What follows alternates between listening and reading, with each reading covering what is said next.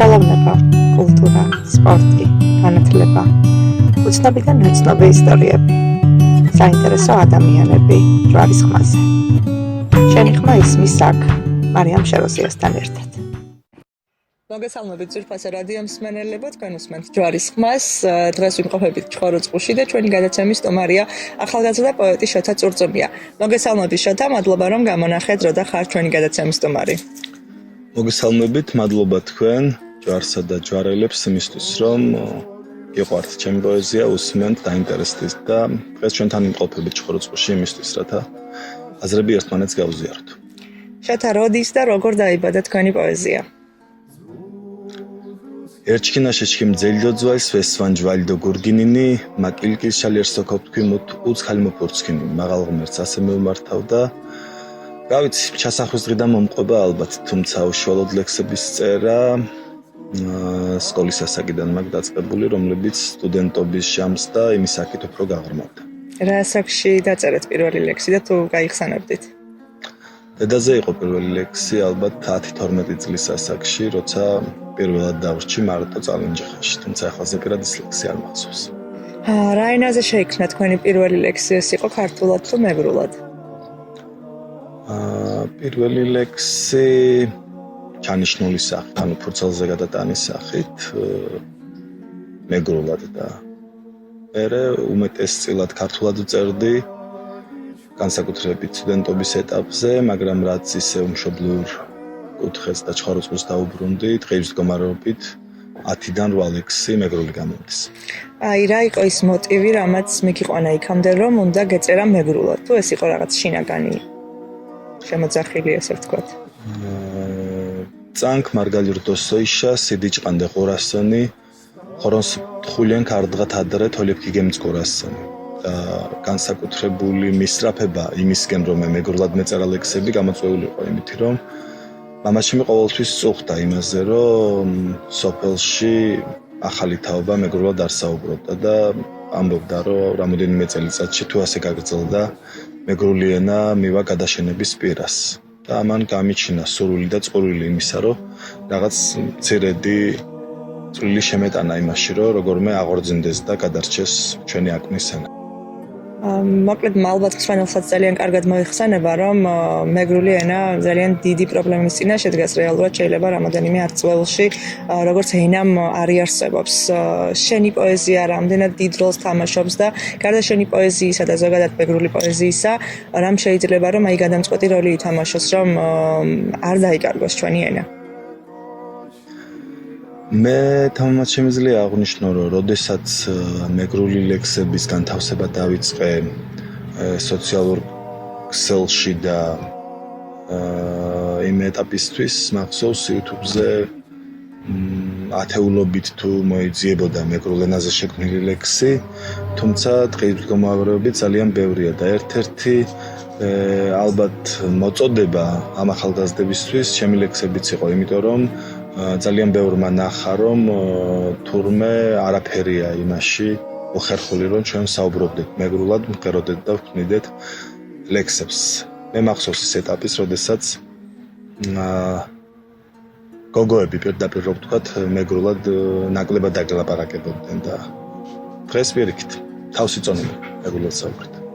და თვლი რომ ამაში გარკვეული როლი აქვს შეტანილი შენს პოეზიას. კი, მაქვს შეტანილი, თამამად ვიტყვი ამას, რომ გარკვეული როლი მაქვს შეტანილი და მადლობა ყველა იმ ადამიანს, რომლებიც დღეების მდგომარეობით ჩემს ლექსებს და ჩემს თანამედროვე მეგრულ თუ ქართულ ენაზე ლექსების შემქმნელი პოეტების ლექსებს ისინი მამაღლა იმეორებენ. როგორ ხდება თვითონ ლექსის შექმნის პროცესზე რომ ვისაუბროთ, ეს ხდება არის რაღაც სწრაფ პროცესის თუ ნელ-ნელა ფერმენტირდება თანდათანობით და რაღაც გარკვეული დრო სჭირდება, რომ საბოლოო სახე მიიღოს? ხასიათით მუზასვალებადია. მე ზოგადად სევდამაწერინებს, მაგრამ არის შემთხვევები, როცა უცებ წერ, არის შემთხვევები, როცა შეიძლება ერთმანეთს მემ გაიაროს და ერთი სტროფის იქით არ გაიელვოს გონებაში. უფრო ტკივილი მაწერინებს. ყველაზე უცნაურ სიტუაციაში სად დაგიწერია ლექსი? ან თუ ყოფილა შემთხვევა, რომ აი რაღაცას აკეთებდი და მოსულა რაღაც მუზა და გაჩერებულ ხარ? კი, როგორ არა, რო მუშაობისეც, სამსახურში რო ვარ ისეც, ნებისმიერ დროს შეიძლება მეწვიოს და აი ერთხელ რო რაღაც თითქოს და პროგრამა ჩაერთვება, რაღაც აზრი და იდეა, თავარი იდეა რაღაცაზე იდეა შეიძლება ერთმა სიტყვამ გაიელვოს და მაგით დაიწეროს სიტყვაზე 10 სტროფიანი ლექსი. ჩაერთვება რაღაც პროგრამასავით და მთელი დღე მაწუხებს სანამ მას სისრულეში არ მოვიყვან, უბრალოდ საუბრობ ადამიანთან რაღაც საქმეს ვაკეთებ, მაგრამ ეს პროცესი რაღაცნაირად თავისით მიმდინარეობს. თითქოს და რაღაც საერთი მთლიანობა უნდა ჩამოიქმნას და შეიქმნას. რაშიც პირდაპირ მნიშვნელობით გრძნობ, რომ ამას კარნახობს უფალი. ყველაზე უცნაურ სიტუაციას მაინც რას გაიხსენებთ? ყველაზე უცნაური ალბათ როცა სამსახურში სხდომა ან რაღაცა და მე პარალელურად ამ ლექსებს მეკითხება და ვაკეთებ რაღაც საქმეს, რაღაც დავალებას და პარალელურად იქნება რაღაც სტროფები, რომლებიც ფურცელზეც არ გადამაქვს, მაგრამ ამახსოვრდება. რა ან ვინ არის ძირითადად შთაგონების წყარო? ჩვენი ქვეყანა და ის ტკივილები, რომლებიც იარება დატყვია. სევდა და შემთხვევა ის მაწერინებს და გონიერი თვალი, როცა დღევანდელობას შეხედავს ჩვენი ქვეყნისა და ერისას, არ შეიძლება მას ტკივილები არ დაუგროვდეს და ხატვარმა შეიძლება ეს ნახატის სახით გადაიტანოს, პოეტმა ლექსის სახით. გაქვს თუ არა რომელიმე ერთი ლექსი, რომელიც განსაკუთრებულად მოგწონს და გიყვარს შენი პოეზიიდან? რა თქმა უნდა, განსაკუთრებულად რომ მიყვარს ეგეთი ლექსი არის. როგორც ქართული, ისე მეგრული და განსხვავებული. იქნებ წავფრთხო ჩვენს მსმენელს და მაყურებელს. რაც შეეხება ქართულ პოეზიას და საყრდენი წერტილი, რომლის ირგვლივაც მთელი ჩემი შემართება პოეტური ბრუნავს და საძერგლად უდევს ამ ყველაფერს, შემდეგში მდგომარეობს, რომ რადგან თვითუფლის ლოცვა კურთხევით, რითმებმა ჩემში ჩაუშვეს ხუზა, მე თვითონ სახლობ პოეზიაში, მე თვითონ ავარ ლექსისთვის მუზა. ხოლო რაც შეეხება მეგრულს, ვამიჩ გურიშ გოლივაფირო. მის ვაჯერს და მის ჯერსონი. მადოღორონ ცაშკორ კონტის შეთმოფხად უთირსერსონი. დომუჟამს თუკუმელა ბჟაშ ხორიას ქონუნსუნი. თიშ სინთელე მუნაფაშე მუჭოგიშმან ჩურუნსუნი სკან თოლეფით ხოძერონდენ. ორთას შუროთ ვეპუენი სით ქდეჯერდი კოს შხონაფა თელოთ შენოლებუენი. დოანც კმენდ მაფშალია. მუდგიას ჭარდო მიჭარუნი ერჩქინაში ამდგარდღაშა თიშ კარნახეთი ჭარო. ანუ ყველაფერი მოემართება და მოედინება უფლისგან, ისევ და ისევ უფლისნებით. ბოლოს დაწერილ ლექსს თუ გაიხსენებდი და წაგვიკითხავდი? ბოლოს დაწერილ ლექსს რაც შეეხება ჭოღელებზე იყო. ჭოღელებზე იყო და განსაკუთრებით მიყვარს ეს ხალხი, რამე თუ ბებია ჩემი ჭოღიდან იყო. შენგელია და ლექსიც ასეთი იყო, იმედია სრულად გამახსენდება. ხურხიშ გოლივაფირო გოღა გურშა მეხუტოლი ჭოღა მაჭერხოლებცალო გვალო გამაფაფუც საჯიმალო ჩოლერი ორკოლი ეფშახირკე ნარკშა მუჭოკოდირკე გაშინალო ხოლო ჯგირრე ქობსხაბ დომინ კატებიბრე ქიბჩი ნუგდო სოთაფშომა თეცალი გოშკუმალირშუმა ართიგ დომზახ ჯიმაშოთა ჭოღარეფი ზოჯუნკ მოთა ჩვენთან დახყეკთ ხოვეს ღამე თესერს ყანწით მოკორხვამე ბორჯრე გურიშკარებ განჯე თოპდო ცხენთა კმასვანჯე მაუპასუხ ლერსო კინე თქვან დაოჭიშ ვამართინე მუჯგირ ქორენ მაჭყავ თქვანდე თაშ ხურჭულით ქგმოთანდეს ქეი ფირგვარს მოძენს გენშე ასეგმავ წუთის ცხენშე ვარა მათ ჯიმაგე ვარა თარსა გემიც უჩაშარა გურიშ გოლივაფირო გოღა ხურხშა მეხუტოლი ჭოღა ეს ხო ბოლოს მაგნიშნე პირად საუბარში რომ დედა წალენჯი ხელი ყავს და ალბათ წალენჯი ხელები განსაკუთრებით ელოდებიან რომ მათაც რამოდენიმე სტროფს წაგვიკითხავ. წალენჯი ხელებს არაერთხელ მოვფერები ვარ ლექსად ამ ეტაპზე ისევ იმ ერთ სტროფს მივუბრუნდები, რომელიც ფიქრობ განსაკუთრებული სიყვარულის გამომხატველია მათდამი. ღმერთო გვედრებ დამილოცე, საქორთუეშ ცადო დიხა, მე მაქვს ორიო დაბადე, ჩხოროწყუდო წალინჭიხა. და თამამად მეთქვის რომ მე თანაბრად მიყვარს ეს ორი ულამაზესი მუნიციპალიტეტი. შოთა ეს შერწყმა ორი ენის ლექსებში საიდან მოვიდა ეს იდეა? თანაბრად მნიშვნელოვანია ჩემთვის მეგრული, ქართული, სვანური. მაგრამ ნუ რა ვიცი ეწყინება რომ რახან ნანას მეგრულად მიმღეროდნენ ის რაღაცნაირად მოცნავე პოზიციაზე იყენია.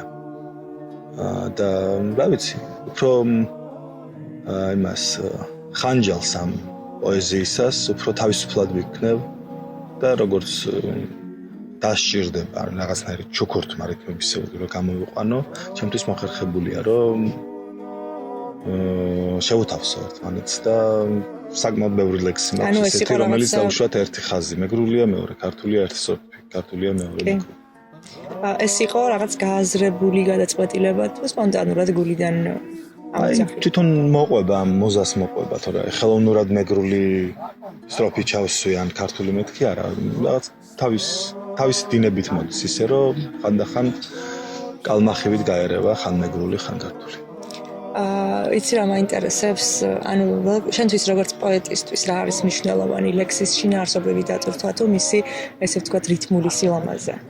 არა, შინაარსი უმთავრესი არის შემთხვევები, როდესაც შეურაცხყოფას არავის არ ვაყენებ, მაგრამ მოისმენ ლექსს და რის თქმა უნდა და ამ ლექსს ვერ გაიგებ.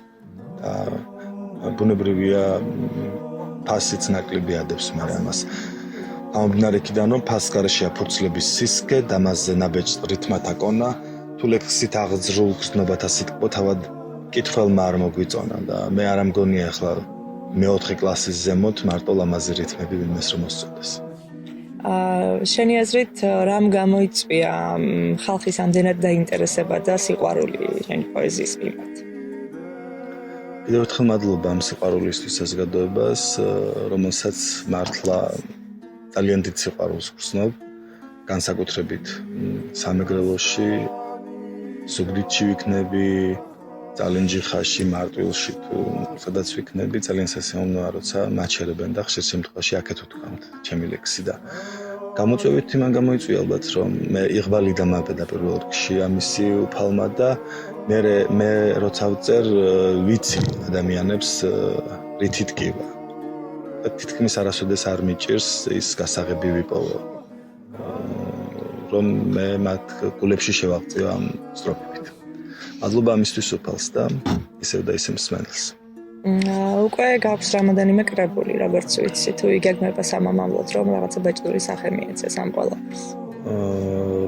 მე წიგნის სახით ორადორია გამოსული, ერთი სტუდენტობის დროს და ერთი სტუდენტობის შემდეგ, რომელსაც ერთს ერქვა მე სიმარტოვე და პოეზია, მეორეს კიდე რითაც მე ვსუნთქავ. თუმცა ამ კრებულებს დიდად არ ვაღიარებ, იმიტომ რომ მეტი დამუშავება ჭირდებოდა, უფრო ბავშვურ ასაკში ვიყავი და ახლა თითქმის გამზადებული მაქვს და უახლოეს მომავალში გამოვა მეგრული ლექსების კრებული, რომელიც უფრო ნამდვილ სახეს წარმოაჩენს შოთა წურწუმიასი, როგორც პოეტის და როგორც მოქალაქის ჩვეულებრივ. დაახლოებით როდესაც იგეგმება და რამდენი ლექსი იქნება შესული ამ კრებულში? სექტემბრის ბოლომდე უნდა გამოიცეს წესი და დაახლოებით 70 ლექსამდე შევა. ვეცდები, რომ რაც დღემდე მაქვს შექმნილი იმათგან შედარებით რჩეული ლექსები შევიტანო, იმიტომ რომ მართლა არანაირი ფასი არ აქვს 200 ლექს შეიტან თუ 50, თავარია ხარისხი. აქედან გამომდინარე ვეცდები, რომ უკეთესები იყოს იმათგან, რაც დღემდე მაქვს შექმნილი. როგორც პოეტს, როგორ გსურთ, რომ მრავალმა თაობებმა აღიქვან და შეინარჩუნონ თქვენი პოეზია? ჩამოჯდა მტრედი ფანჯრის მინასთან და სიხარულმა შთანთქა გოდება. მე ყველაფერს ვგრძნობ ღმერთო წინასწარ სიკვდილის შემდეგ რაც მელოდება. მე 100% სიზუსტით გააზრებული მაქვს სად გადის ჩემი პოეტური გზა. და მჯერა რომ თუნდაც რამოდენიმე ლექსით შევრჩები მომავალ თაობებს. როგორც ქართული, ისე მეგრული ლექსით. შეიძლება ხმამაღალი ნათქვამია, მაგრამ მე ვხედავ ამ ყველაფერს ძალიან კამკამა სახით. მე ხო არ ვამბობ რომ ყველა ლექსით, მაგრამ რამოდენიმე ლექსით კითხველთა გულებში აუცილებლად დარჩება. დღევანდელი გადმოსახედიდან რომელ ლექსზე ფიქრობთ, რომ ეს აუცილებლად დარჩება წარუშლელ კვალად ქართულ და მეგრულ პოეზიაში?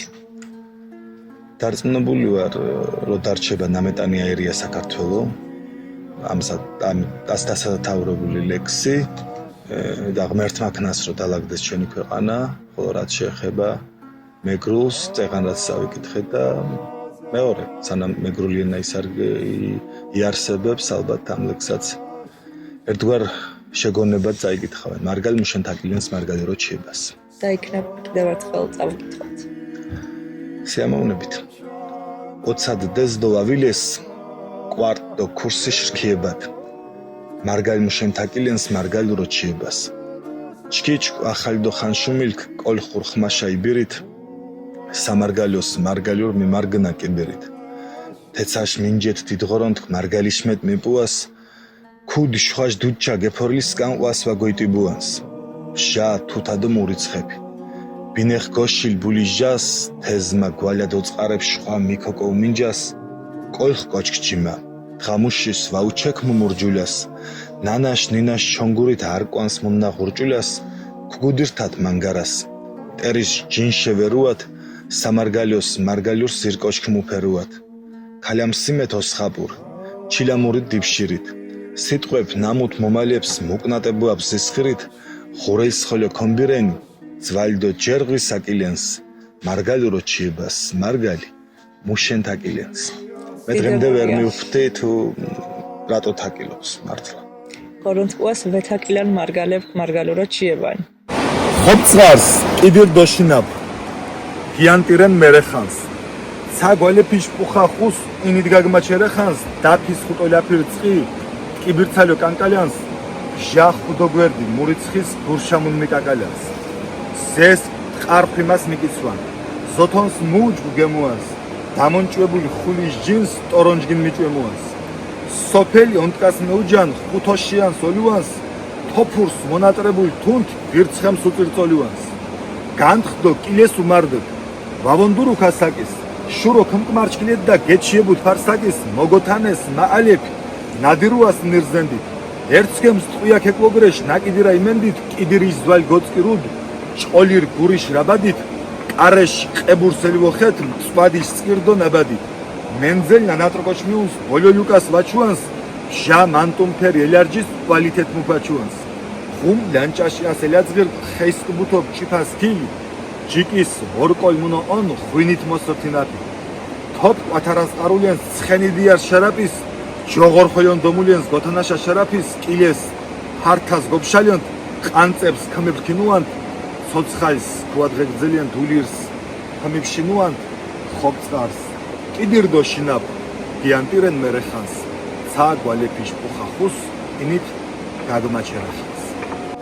აქ ამ ლექსის ფონზე ამ თების და ამ დინარის ხმებზე კიდევ უკეთესად და კიდევ უფრო მძაფრად დაგდის ძარღვებში ჩვენი კულტურა, ტრადიცია და ყველაფერი ქართული მეგრულთან შეწყვილ. შოთა მე ვიცი რომ თქვენს პოეზიაში არ არის ლექსი ჯვარზე, მაგრამ მე მინდა რომ გთხოვოთ აი თუნდაც რაღაცა ორი ფწკარით რომ მოეფეროთ ჯვარელებს. მუჭო კინგო ჯიმდო ჯვარი ხათეგოინჯ გორიშკარი. ასე რომ ჩკიმ გურს მულაბარჩხალად. და ხალდაზე ალბათ კონკრეტულად ცალკე შესაფერი ლექსიც შეიქმნება ჯვარზე აუცილებლად. იხარეთ, ძალიან დიდი მადლობა. წარმატებები. შემოგონთ ყოველთვის წარმატებული და გამარჯვებული. პირად ცხოვრებაში და თქვენს პოეზიაში რაც მთავარია. ბევრი კრებული, ბევრი საინტერესო ლექსი და ბევრი კმაყოფილი მკითხველი, რომელიც იზიარებს და გაიზიარებს მომავალშიც თქვენს პოეზიას. შემოგევლეთ ასევე მთელს ჯვარს, მთელს ალენჯიხას, სამეგრელოს და საქართველოს უსურვებ ბულებ წარმატებას. ჯერ ყველა ახალგაზრდები ვართ და ჯერა რომ ვიზეიმებ ჩვენი ქვეყნის განთლიანებას, არაერთი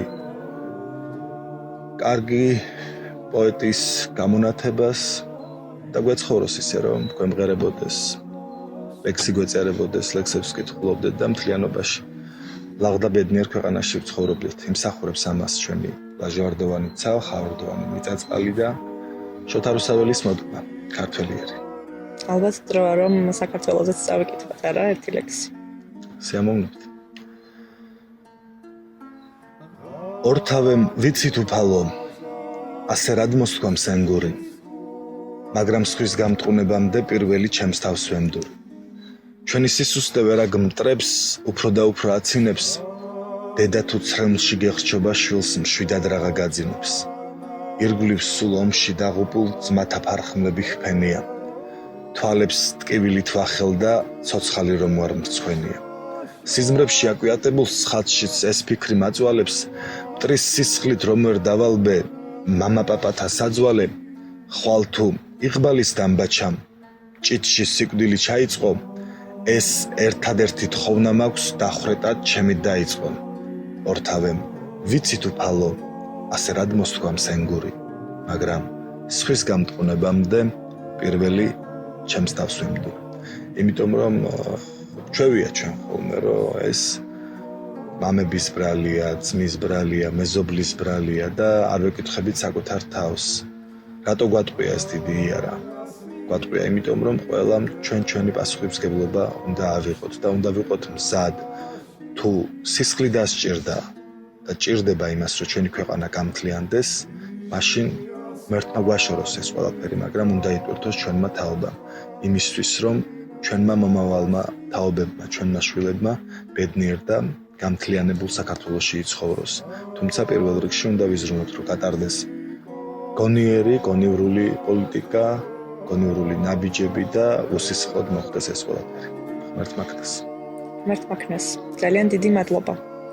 ჩვენს მაყურებელს ამ შემთხვევაში შევახსენებ, რომ ჩვენ ახლა ჩხოროწყუში ვიმყოფებით, არა ჩვეულებრივი აქაურობა და ამ თემში, ამ ბუნებაში გაზრდილი შვილი ალბათ სხვაგვარად ვერც ამღერდებოდა. კიდევ ერთხელ ძალიან დიდი მადლობა. ჩვენი სტუმარი იყო პოეტი შოთა წურწუმია და თქვენთვის მარიამ შეროსია ვმუშაობდი მომავალ შეხვედრამდე. გვარიანო ქასკილად, ჩვენი მენდის ჯას ალებ, გურგ დღას ვადოიშკორონდან თქვა ქგალეთ მარგალეთ.